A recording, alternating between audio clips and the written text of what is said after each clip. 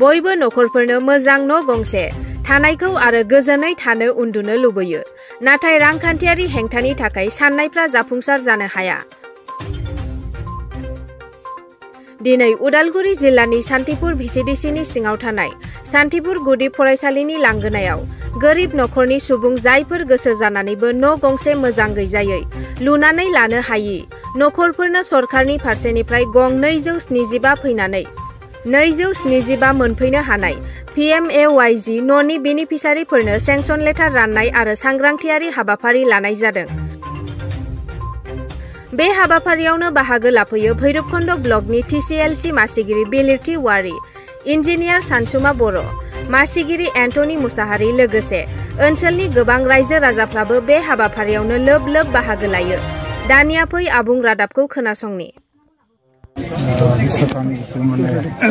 आसुनि बे आसुनिफ्राय आङो बे न'खौ मोननायनि थाखाय जोबोद हामबायनो सरकारनि फारसे। न'खौ सोर होदों नोंथांनो? दानि जिथु माने सरकार बेनिफ्राय हामबायनो होदों। दा नोंथाङा फैबाय थानाय समाव सरकारखौ माबायदि खालामगोन दायो? नों मा सानो नों सासे पाब्लिक जानानै सरकारनि सायाव? फैबाय थानाय समाव बे सरकारनि मोजांथारै माने उइनार जालाङो, देरहासार जायो बेखौ हास्थायो। गोजोननाय मोनदों ना? जोबोद आं गोजोननाय मोनदों। सिगाङाव माबायदिमोन न'आ आरो दायो माबायदि जानो थांगासिनो? बहुत माने गाज्रि अबस्था जेनेबा न'आ दा जितु माने न'आव होनो थाखाय थांनाय जाबाय सरकारा बेफोरखौ मोजां नुदों। ओरैबायदि संला मोनसे 1100 एस्टिमेट जोंनि PMGY नि न' दा दिनैसो 2022 उइथ्र' जाबाय। दा जिखिनि 1,30,000 न' बनायनो थांगासिनो दङ काच्चा हाउस, बिसोर फुलफिल खालामनो हागोन ना हाया बे एमाउन्टजों? सिगाङावनो नोंथांमोननि निउसनि आं रोजा रोजा हामबाय थाबाय।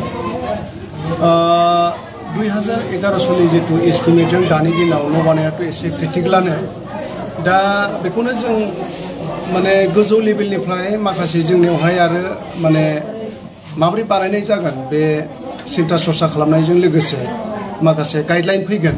बेखौ जों दासिमाव बियो जोंनिसिम बिसिडिसिम सफैयाखै। बे बुस्थुआ फैगोन बेखौ जोंनो खबर होदों। दानि बैनि समाव 2011 सनाव बाजेटआ एसे खममोन, मालफोरनि दामफ्राबो एसे खममोन। दानि दिनावहाय मालफोरनि दामा बे 10 बोसोर 11 बोसोर थांखांनायनि उनाव दानि माल बुस्थुफोरनि इथा थिं बालिफोरनि दामफ्रा खोब बारायबाय। बेखौनो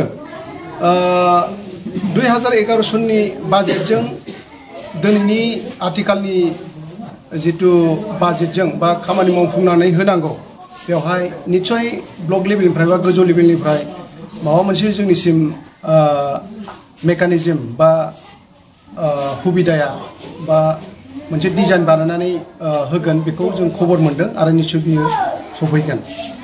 दा नोंथाङा नैबे समाव बेनिफिसारिफोरा नोंथांनि सायाव गोजोननाय फोरमायदों। दा नोंथाङा बेनि सायाव मा बुङो? आं बिथांमोनखौ रोजा रोजा हामबाय होयो। मानोना 2011 उनावहाय जितु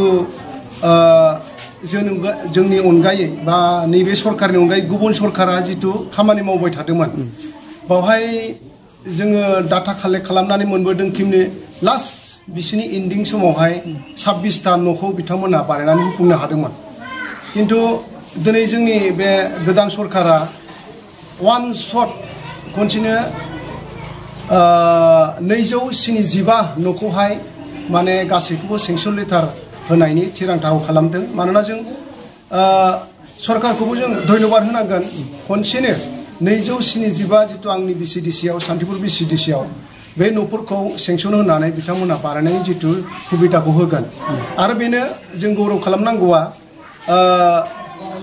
गासिबो बेबायदिनो 275 न'खौहाय बुरजा नाम्बाराव सेंसन होयै होयै जुदि गोख्रैनो बानायना होयै हायोब्ला निश्चय माने रायजो राजाफ्रा गोजोनगोन आरो दिनैनि दिनाव गासै रायजो राजाफ्रा गोजोनदों। मानोना बुरजा नाम्बार फैनायखौ मोजां मोननानै।